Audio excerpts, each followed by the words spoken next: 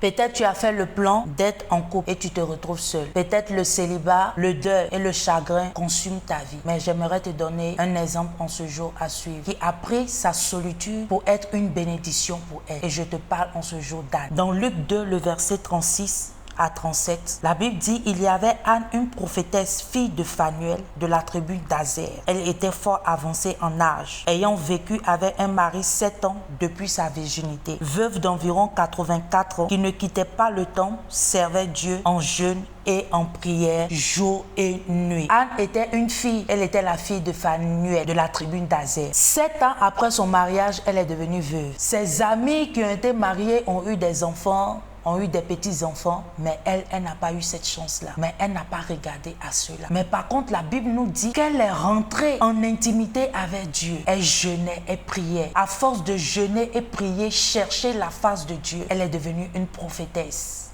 Elle prophétisait. Et même par la grâce de Dieu, elle a pu voir le Messie. Donc, quel que soit ce chagrin, ce deuil, ce célibat, tu es veuve, j'aimerais te dire en ce jour, ne reste pas. Fais comme Anne.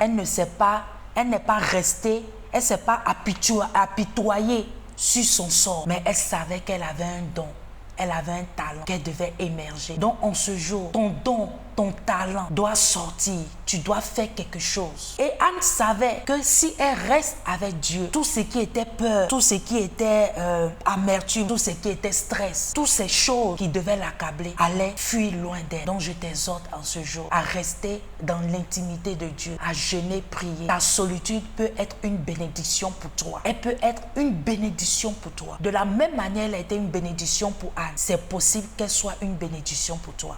Et je prie pour toi en ce jour que le Seigneur te donne la grâce de ne pas t'apitoyer sur ton sort. Comme Anne, que tu te lèves et que tu commences à chercher le Seigneur jour et nuit au nom de Jésus-Christ. Et si tu ne connais pas le Seigneur comme ton Seigneur sauveur personnel, j'aimerais te dire de choisir la bonne part. Et tu vas incliner ta tête, tu vas répéter après moi.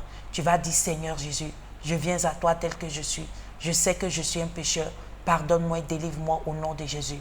Je t'accepte comme mon Seigneur et sauveur personnel. Fais de moi une nouvelle créature au nom de Jésus-Christ. Si tu as fait cette prière, le Seigneur t'aime. Il est là avec toi. Il est avec toi.